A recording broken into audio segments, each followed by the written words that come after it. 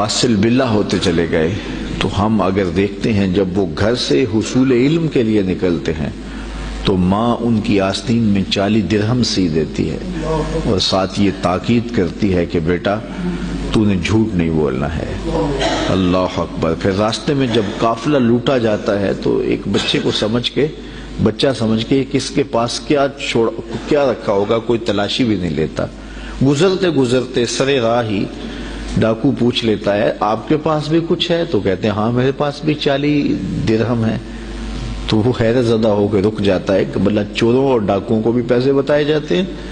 تو وہ تلاشی لیتا تو آستین میں سیے ہوئے 40 درہم دستیاب ہوتے ہیں۔ تو اپنے آقا کے پاس لے جاتا ہے کہ یہ بچہ ہے، ہم صرف نظر کر کے گزر رہے تھے، بس چلتے چلتے پوچھ لیا کہ تمہارے پاس بھی کچھ ہے۔ تو اس نے کہا کہ 40 درہم ہے۔ تو تلاشی لی تو واقعی 40 درہم، یہ کوئی انوکھا سا بچہ ہے۔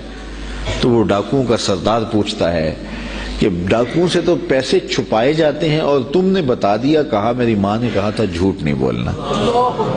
یہ میری ماں کی نصیحت تھی اور میں اس نصیحت پہ کھڑا ہوں۔ اللہ اکبر۔ اس کی آنکھوں سے آنسو جاری ہو گئے کہ یہ ایک بچہ ہو کہ ماں سے کیا گیا عہد توڑتا نہیں ہے اور ہم اللہ سے کیے ہوئے وعدے توڑ رہے ہیں اور پامال کر رہے ہیں۔ تو کہا کہ آپ ہاتھ بڑھائیے، ہم آپ کے ہاتھ پہ ہی توبہ کرنا چاہتے ہیں۔ آپ فرماتے ہیں سب سے پہلے لوگ جو میرے ہاتھ پہ تائب ہوئے وہ ڈاکو تھے۔ اب مجھے بتائیے یہ حصول علم کا بھی راستہ ہے، ابھی عالم بننے جا رہے ہیں، اس کے بعد تصوف کی کٹھن وادیوں میں قدم رکھیں گے، چلا کشی کریں گے، مجاہدے کریں گے اور اس کے بعد وہ مقامات رفیع نصیب ہوں گی، لیکن ابھی بچپن میں جا رہے ہیں تو یہ عالم ہے، اور جب علم حاصل کر کے واپس آ رہے ہوں گے تو پھر عالم کیا ہوگا۔ اور آپ جانتے ہیں کہ آپ کے والد گرامی اللہ اکبر حضرت عبداللہ صومعی، وہ ایک بہت بڑا نام ہے، نہر کنارے وضو کر رہے تھے اور وضو کرتے کرتے پانی میں بہتا ہوا ایک سیب آیا، اس کو اٹھا کر کے بھوک کی شدت تھی، کھا لیا، کھا چکے تو یاد آیا یہ تو میرا تھا ہی نہیں، یہ تو مال لقطہ تھا، تو میں نے اس کو کھا لیا۔ کیوں کھایا؟ مجھے کس نے حق دیا تھا کہ وہ مال لقطہ لے لوں اور اس کو اپنے پیٹ کا لقمہ بناؤں؟ خیر جس سمت سے پانی آ رہا تھا اسی سمت پہ چل پڑے۔ بہت دور جا کے دیکھا کہ ایک باغ ہے سیبوں کا جس کی شاخیں لٹک رہی ہیں پانی میں، سمجھ گئے کہ یہاں سے ٹوٹا ہوگا، گرا ہوگا۔ تو باغ کے مالک کے پاس گئے، آپ سے ملنا ہے پوچھ۔ اس نے بڑا اعزاز دیا، کہا جی بتائیے۔ اس نے کہا کہ بتائیے کس کام آئے ہو؟ اس نے کہا کوئی آیا ہے، اس کو کچھ چاہیے ہوگا۔ تو کہا حضرت آپ کے باغ کا ایک سیب میں نے کھایا ہے اور وہ ایسے وضو کر رہا تھا تو بس غلطی سے میں نے کھا لیا ہے، تو اب اس کا کیا ہرجانہ ہے میرے ذمہ؟ اس نے غور سے دیکھا کہ یہ کوئی معمولی بات ہے جو کر رہے ہیں۔ اس نے کہا، اس کے تیور بدل کے، پہلے تو مہمان نوازیاں تھی، کہا نہیں ایسے نہیں معافی ملے گی۔ کہا کیسے معافی ملے گی؟ کہا 12 سال میرے باغ کی گوڈی کرنی پڑے گی۔ ایک سیب کے بدلے 12 سال؟ لیکن وہ بھی کوئی صاحب نظر تھے اور وہ بھی اس دوران ان کی تربیت کرنا چاہتے تھے اور انہیں دیکھنا چاہتے تھے۔ تو کہا کہ 12 سال تمہیں میرے باغ کی گوڈی کرنی پڑے گی۔ تو تیار ہو گئے کہ ٹھیک ہے، وہ میرا گناہ تو دھل جائے گا، تم معاف تو کر دو گے۔ آج غوث پاک کی 11ویں پکانے والے دیکھیں وہ کس مال سے پکا رہے ہیں۔ یہ میں غوث اعظم کے والد کی کہانی سنا رہا ہوں۔ اللہ اکبر۔ 12 سال گوڈی کر رہے ہیں، 12 سال۔ 12 سال کے بعد ایک دن باغ کے مالک نے کہا کوئی سیب توڑ کے لاؤ۔ تو وہ سیب توڑ کے لے گئے تو وہ بھی کچا ہی تھا، وہ اس طرح کا پختہ نہیں تھا جس طرح کے توڑ کے پیش کیا جاتا ہے۔ تو کہا 12 سال ہو گئے میرے باغ میں کام کرتے ہوئے، تمہیں ابھی تک یہی نہیں پتا چلا کہ اچھا سیب کون سا ہوتا ہے؟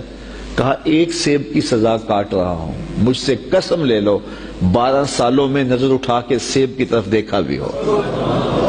میرا کام جڑوں میں گوڈی کرنا ہے وہی کرتا، میں اوپر کبھی 12 سال میں نہیں دیکھا۔ اللہ اکبر۔ تو فوراً سینے سے لگا لیا، کہا تمہارا گناہ معاف ہو جائے گا، اب ایک شرط رہ گئی ہے۔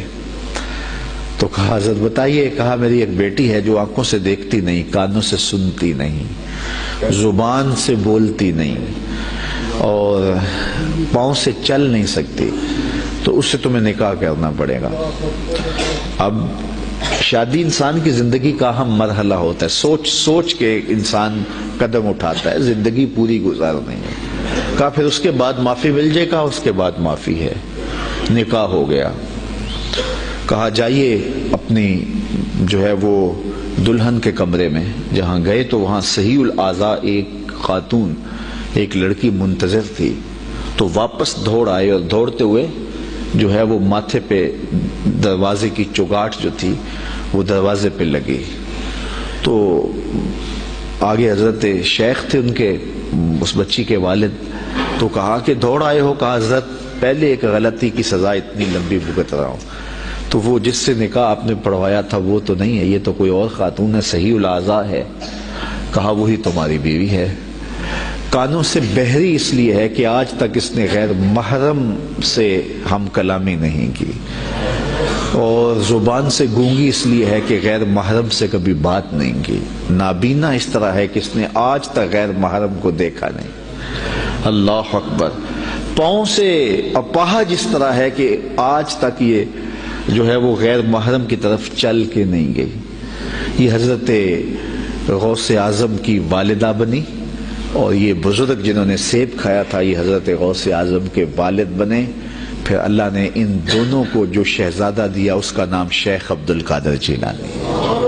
تو وہ کیا کسی نے کہا تھا نا کہ اچھی مائیں اچھی اولاد کی ضمانت ہوتی ہیں، اور مائیں جب اس طرح کی پاکیزہ صفتوں اور باپ تقوی کے اس معیار پر ہوں تو پھر بیٹے شیخ عبد القادر جیلانی ہی ہوتے ہیں۔ آپ جانتے ہیں کہ مائی راستی حضرت بابا فرید گنج شکر کی ماں، وہ بچے ہیں تو مصلے کے نیچے شکر کی پڑیا رکھ دیتے ہیں، اور وہ نماز پڑھتے ہیں، مصلہ اٹھاتے ہیں تو نیچے شکر کی پڑیا ہوتی ہے، تو انہیں شوق تھا شکر کا تو وہ کھا لیتے ہیں۔ اللہ اکبر۔ تاکہ بچہ عادت اس کی پک جائے، پختہ ہو جائے نماز کی۔ امام غزالی نے احیاء العلوم میں لکھا ہے ہر عمل پہلے ریاکاری ہوتا ہے، پھر عادت بنتا ہے، پھر عبادت بنتا ہے۔ تو اپنی اولاد کی تربیت کرنی چاہیے کہ انہیں پہلے لالچ دے کے انہیں نیکیوں کی طرف راغب کرنا چاہیے۔ تو وہ روز شکر رکھتی تھی۔ ایک دن ماں کہیں گئی تھی اور آتے ہوئے لیٹ ہو گئیں، اور نماز کا وقت آ گیا۔ ماں کا دل ڈول رہا ہے کہ آج بیٹے نے مصلہ اٹھایا تو آج چونکہ میں نے شکر کی پوڑی رکھی نہیں تو بیٹے کا بھرم ٹوٹ جائے گا۔ دل ہی دل میں دعا کرنے لگی، مالک تو قادر بھی ہے قدیر بھی ہے، آج میری محبت کی، آج میری اس ادا کی اور میری اس حکمت عملی کی جس کے ذریعے بچے کو نمازی بناتی ہوں، لاج رکھ لے۔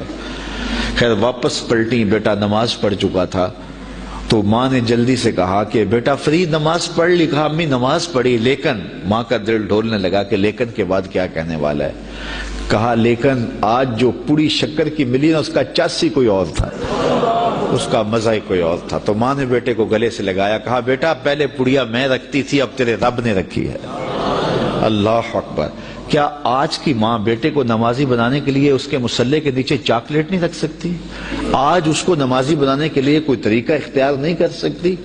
آج اگر ماں اپنی اولاد کی تربیت کے لیے کوئی اس دور کی مطابقت میں اچھا فیصلہ کرے اور اس کو دین کی طرف راغب کرے تو آج کا بیٹا بھی بایزید بستامی کا جانشین بن سکتا ہے، آج کا بیٹا بھی غوث اعظم شیخ عبد القادر جیلانی کا جانشین بن سکتا ہے، بابا فرید گنج شکر کا جانشین بن سکتا ہے۔ قطب الدین بختیار کاکی علیہ رحمہ جب حفظ کرنے جاتے ہیں تو استاد پہلا پڑھا سپارے سے آغاز کرتے ہیں، سارا پارہ سنا دیتے ہیں، دوسرا تیسرا حتیٰ کہ 14 پارے سنا دیتے ہیں۔ 15ویں پارے سے استاد جی شروع کیجیے۔ کہا جس درس گاہ سے 14 پارے حفظ کیے ہیں وہیں سے باقی پارے بھی حفظ کر لیے ہوتے۔ کہا میری ماں کو 14 پارے آتے تھے، اور جب صبح اٹھتی تھی اور اتنی دیر تک جو ہے وہ رکتی نہیں تھی، کام بھی کرتی رہتی تھی، 14 پاروں کی تلاوت بھی کرتی رہتی تھی۔ اور یہ بات میں نے ماں کی آغوش سے یہ پارے سیکھ لیے ہیں۔ جب ماں ایسی ہو تو بیٹے قطب الدین بختیار کاکی بنتے ہیں۔ اقبال کہتا ہے تو نہ شناسی کہ تو نہ دانی کہ سوزے کے راتے تو دیگر گوں کر تقدیر عمر را، اے میری بہن تو نہیں جانتی، اگر تو بہن ہو کے